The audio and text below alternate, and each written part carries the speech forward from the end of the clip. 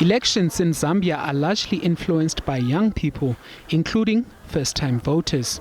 More than half of the 8 million registered voters are under the age of 35.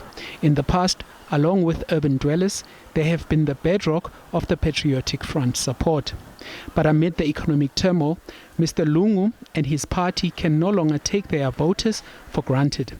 Despite the shortage of crucial personnel in the education and health sectors, Zambia has more than 50,000 teachers, 17,000 nurses, and 500 doctors who are unemployed. The government is busy creating 650 health posts using a loan obtained from the Exim Bank of India, while a number of hospitals are being constructed with loans from other lenders. Zambia's economy is predicted to grow by about 1.5% this year, buoyed by rising copper prices, a good harvest, and improved power generation capacity. Joining us now is Zambian journalist and correspondent for Channel Africa, Arthur Sikopo. Arthur, thanks very much indeed for joining us and welcome to the program.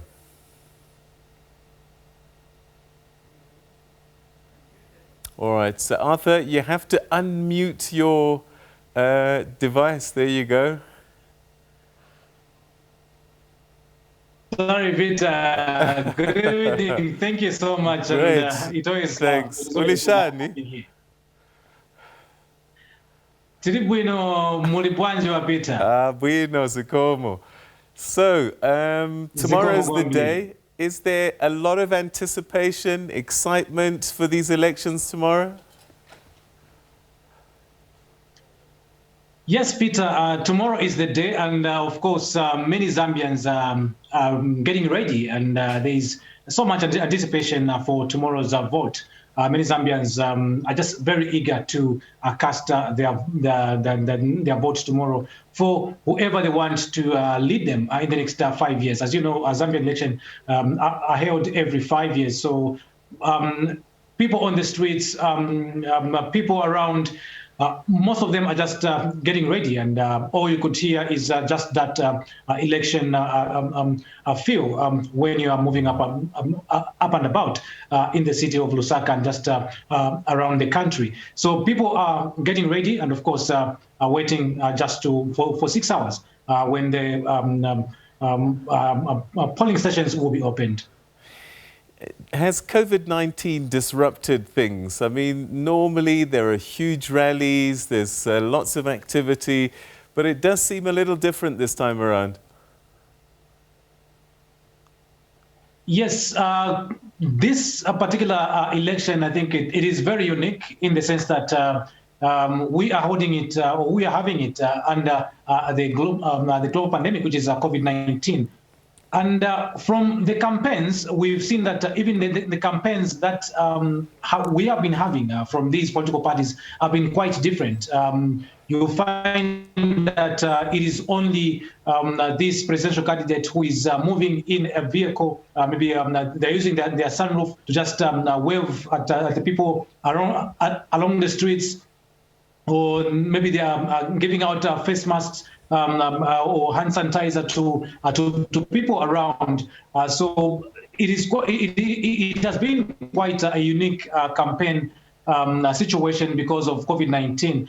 But of course, we have seen crowds, of course, getting to these, most especially these top two, President Hakainde Hichilema of the UPND, and of course, His Excellency Republican President Edgar Chagwa Lungu. We've seen crowds getting to these two just to get a feel of their presence, and of course to receive the hand sanitizer and of course face masks or those COVID prevention protocols. So it has been quite unique, and of course, Zambians are still very eager to vote, despite having COVID-19 around.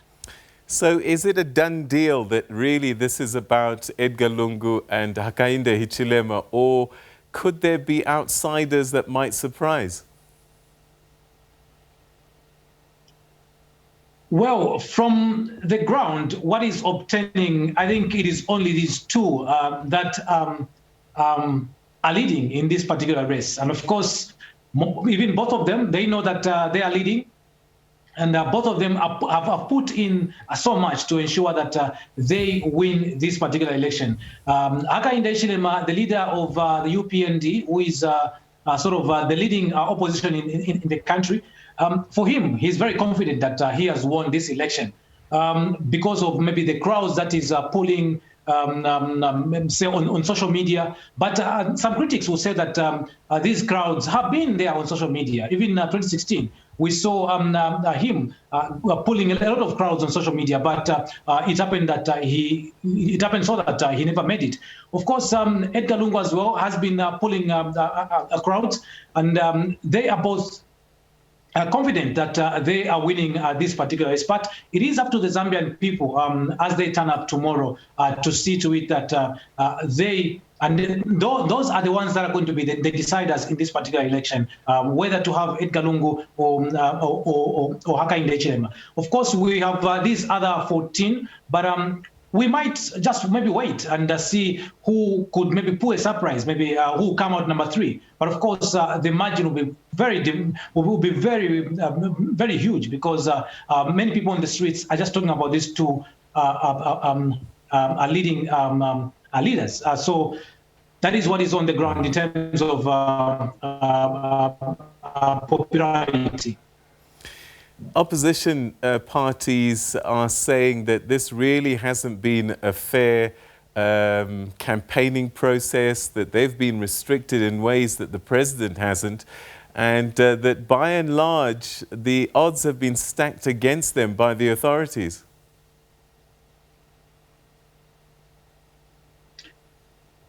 Of course, Peter, the opposition has raised those issues to say that they have been denied to go ahead with their campaigns, mostly these road shows that they have been having.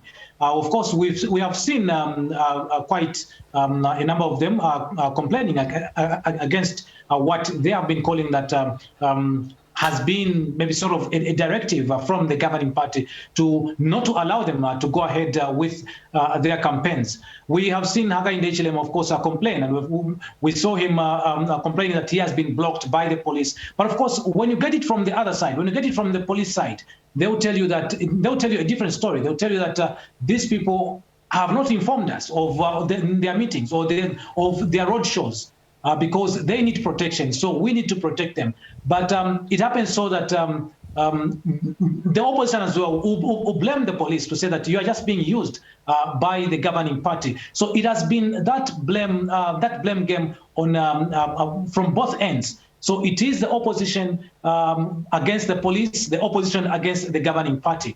But all in all, campaigns have been going on very well, despite, of course, those same complaints coming from the opposition that they have been denied these road shows or these public rallies, so to say.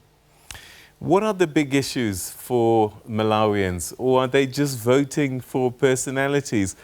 I'm sure that there are some issues that are close to their heart that they want to see change.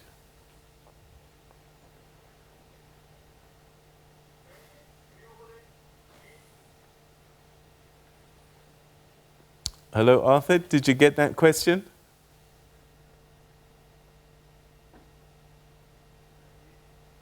All right. Arthur? I miss it, Peter. All right. I was just saying... Yes, I can get you now. Okay. I was just saying, what are the issues for the average citizens? What are they concerned about? What are they voting about? Well, the concerns from the voters are that the economy is bad. They're saying that the economy is bad, and saying that the current president of the country, Edgar Lungu, has sort of failed to manage it. But of course, the governing party has also given its views to say that even in other jurisdictions, the economy is not doing so fine. But we are working to see to it that we better the economy for Zambians. But of course, we've seen other Zambians that have just said that no, we can't accept that. Perhaps we just try maybe another person. But of course, some critics also would say that. But what is on the ground is that it is only up to the people now to make a decision. Of course, we have seen the Patriotic Front doing quite. Some analysts will say that the Patriotic Front has done quite well in terms of road infrastructure and, of course, infrastructure in terms of buildings. Maybe such things like healthcare system, hospitals. Those have been built. But you'd hear some people saying that are we going to eat roads? You'd hear such sentiments. Are we going to eat these buildings that you have built for us? In a way to say that, yes, the Patriotic Front has done quite well in terms of building these infrastructure that have been laid around the country. But of course, they are saying that they are hungry. The economy is bad. So the critical thing, I think, here, what is going on is that it is just the economy. I think that is the message which we have been getting as journalists as we go around to just do our stories. All right. So I believe that a lot of security forces have been deployed on the ground. Is there an expectation that there might be some unrest, especially maybe if the results don't go the way that the authorities hope?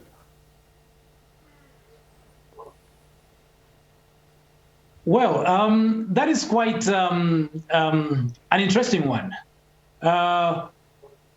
From the time that the military were deployed on the streets, we have not heard of, I think, any serious incidents of violence like we saw before the military was sent to the streets. So we only hope that as Zambians will just accept whatever comes out after they vote. Of course, it is the Zambians that are voting, but of course, if maybe they'll be displeased with what the results will be. Obviously, they will be urged, obviously, to use the right channels, of course, to use, obviously, the courts to petition and all. But for unrest, I think we may not have that because I think Zambians have got that fear for the military. From the time, just like I said, from the time that the military were set on the streets, we've never seen any serious incidents like we have been seeing in the recent past. So, and one thing I think that people would know about Zambians is that Zambians are quite peaceful people, but we don't know how this election will turn about, and we can only wait to see the results, of course, after this vote. All right, I'm sure there'll be lots of speculation and lots of post-election analysis, but we'll leave it there for the time being, and don't forget to get up early and vote tomorrow, Arthur. Peter, I will do just that. I think I will be one of those people to cast their vote early in the morning. Great, fantastic. Thanks so much indeed. Always good to talk to you. Always great talking to you, Peter. Siyabonga. Aiwa, Sikomo Kwambil. All right, that's Arthur Sikopo, a journalist in Zambia. And yeah, big day for elections in the country tomorrow. They're saying it's a two-horse race.